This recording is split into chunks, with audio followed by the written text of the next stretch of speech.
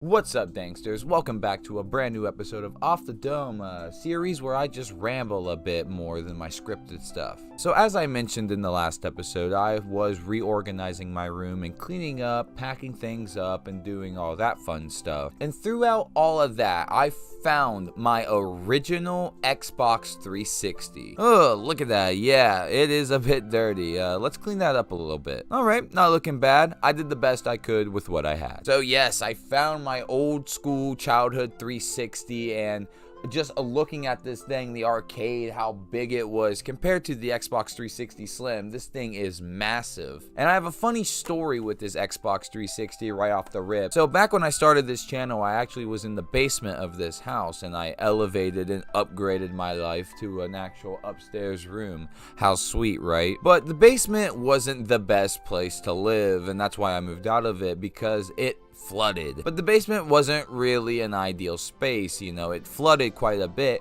and I lost a lot of electronics during floods. And one of them I thought I lost was this old Xbox 360. Now, I kept it around because I thought it was going to be a gag that I was going to do, where I was going to throw it out the window because it was busted, it was broken, it was water damaged. My original Xbox was water damaged, my 360 also got water damage, so I just said, fuck it, I'll just use it as a prop or something. Well, I haven't booted up either my original Xbox or this 360 in quite some time, actually like 2 years, I think, so I actually have no idea if it even worked. In fact, when I first found this Xbox 360 2 years ago, I didn't even know if it worked then, and I just paid no attention to it, and I lost it. But with the Xbox 360 store shutting down, unfortunately, and I plan to do a bigger video with Xbox as well, but with the store and the marketplace shutting down, it really got me nostalgic for the Xbox 360. Although that's just modern gaming as a whole these days, I really have not been getting the thrills, so to speak, off of new modern games, and I have been going back to my Xbox 360. But before I get into any of the games, I want to talk about the Xbox 360 that I have right here, because I did hook it up, I did boot it all up, and to my surprise, this thing works with even the water damage it had previously had to it. I cleaned it up a bit, like I said, and I hooked up the capture card, and yeah, here it was, the Xbox 360 and its glory, fully running. Now, the dashboard here is nothing special. It's the same dashboard the Xbox 360 is known with now, but this is still a earlier version of the dashboard, so it was also kind of cool to see that as well. This console has not been updated for quite some time, and I don't think I'm going to update it. I think I'm going to leave it as it is, just like a relic of the past. And even if I did want to update it, I need an Ethernet cord, because as you can see right there, that's an Ethernet cord port, because the original Xbox 360s, when they first came out, didn't have Bluetooth Wi-Fi connection, so you kind of had to manually strap that bitch to a Wi-Fi router. Something real interesting while looking at this console as well is that how the whiteness of it. Now, when the PS5 first came out and I saw the sleek white look to it, I was like, whoa, that is so futuristic. And to my knowledge, I think the 360 is the one that started the whole white console thing. In 2005, when they were trying to promote this as the future of gaming, it truly was at that time. Also, fun little fact is that there are memory card spots, because the Xbox 360 in the beginning had memory card ports.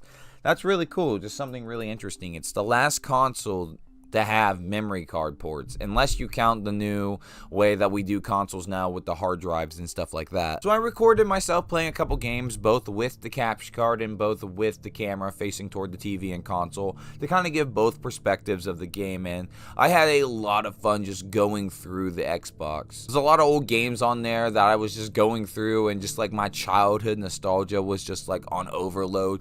I remember playing so many of these games like Cloning Clyde, Hydro Thunder, the X-Men arcade game, which I was blown away to see that I had that on this Xbox, because the X-Men arcade game got delisted. It's no longer a thing you could get anymore.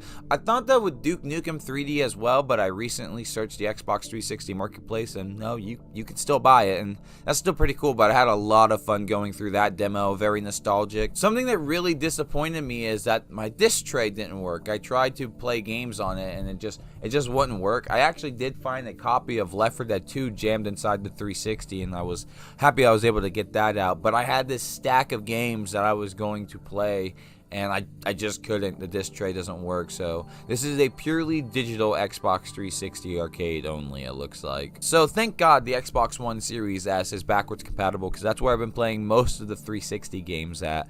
I still have to go out of my way and get an original Xbox 360 again, the one that I can properly play on, because all my Xbox 360s have died on me in some way. I had an Xbox 360 Slim, and that one was my baby. I loved that console. It was so great. And then I tried the Kinect games on it, and it fried my Xbox, and I just can't use that anymore. That's why the Xbox Star Wars games videos never came out, if you know what I'm talking about. So I went out and bought another one. I bought one I've always wanted, a Halo 4 Xbox 360. I like how the lights on it were blue instead of green like Xbox is. In fact, I have the controller right here to it that came with the console, and even this is busted. The battery pack on the bottom just doesn't want to stay put, which sucks, because I guess I could just go buy another one, but goddamn, what is with these fragile Xbox 360s? But that even has problems with overheating and making the room smell like plastic and freezing on me at times, so I've just kind of really been up shit's creek when it comes to finding a 360. I think I'm just going to settle with trying to find one of those Xbox 360Es, but I really want an Xbox 360S again, the one with the touch where you go bing. Those were my favorite renditions of the console, and I really want to get one of those. So yeah, I plan on making a big Xbox 360 retrospective video. And thank God the Xbox One is like backwards compatible with some of these games, but a lot of them they're not, like the Ubisoft Naruto game, the Battlefield games, like Dark Messiah, like games along those lines still need an Xbox 360 to run. So I'm looking around. They're relatively cheap, but it's just a matter of finding one for a good deal, because I don't think I'm willing to spend more than $100 on one, but hey, we'll know. We'll see what happens when that time comes. This console right here is truly amazing, and apparently it can withstand water damage, so it gives itself some durability as well. So Xbox really had a decent console on their hand right here, and a lot of people, and myself included, look back with such fond memories of the Xbox 360. It was my first console I personally bought. I saved up enough money doing chores and stuff, and I went out of my way and bought myself an Xbox 360S 4GB console. Yeah. Can you believe that these consoles only came with 4GB? There was another Xbox 360 released beside it that was like glossy and shiny that had 250 gigs, but that was more expensive and I couldn't afford that, so I got myself a standard Xbox 360 4GB version. However, if you just got like a little hard drive like this, this one is 250 gigs right here. I think I even have one that's like 450 or 350, I can't remember, but those definitely helped out and came in clutch, because I remember like downloading these games, and like I think Black Ops 2 was like 7 gigs, and I was like, holy shit, 7GB, that's so much space. Why does that game need all that storage? I don't know, but now it's just a completely different story where games go for like 90 to 120, 150 gigs per game. It's fucking insane. I had a lot of fun booting this Xbox 360 up and reliving some of the memories, some of the games I had on there. Like, truly a trip to the past. There's even some old accounts on there. I didn't get this filmed. I didn't record any of this, but I was just like looking through all the accounts, looking at all the games and looking at all their backgrounds, because we found out that if you put a USB hard drive in here, you can actually change the pictures of the backgrounds. And so like there's like a Naruto one, a Sonic background. There's such a trip, seeing my mom's old gamer tag as well. My mom doesn't play Xbox or play any video games anymore, and the 360 was one of the consoles to actually give her the initiative to start playing, and she made an Xbox Live account, and it's still on there, which is crazy because I haven't seen that account in like over like 10, 13 years. It's fucking wild. This was my family's first Xbox 360. This is the childhood's Xbox 360. I later on would save up my money, like I said, and buy my own. I was sick and tired of sharing. I actually think this Xbox went through a couple red rings as well. Not the full 3 red rings, but they had one.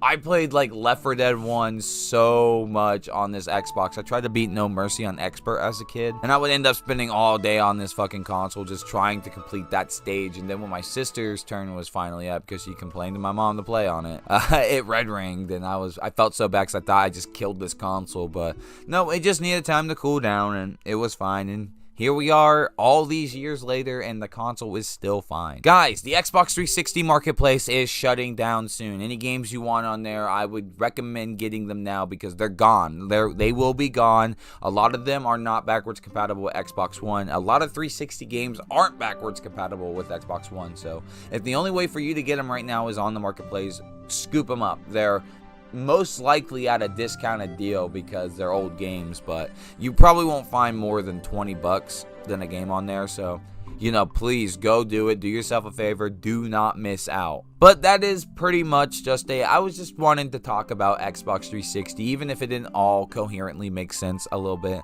I just wanted to talk about it.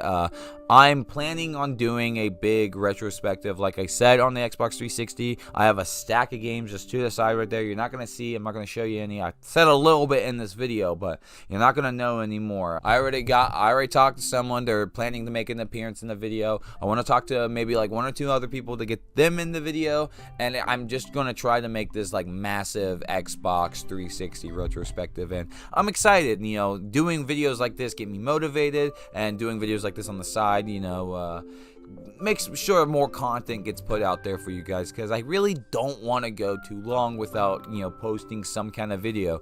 So even though you did just get 3 off the domes in a row, I'm going to do my best to make sure that the next video is a full-on scripted video.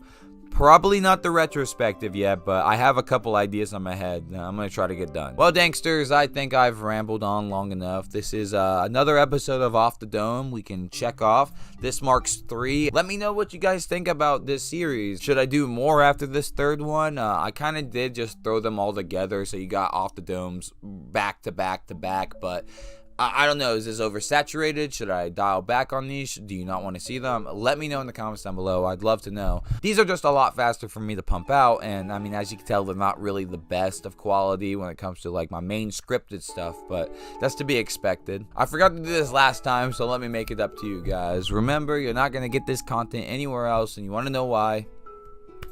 Because that's the Dankers difference.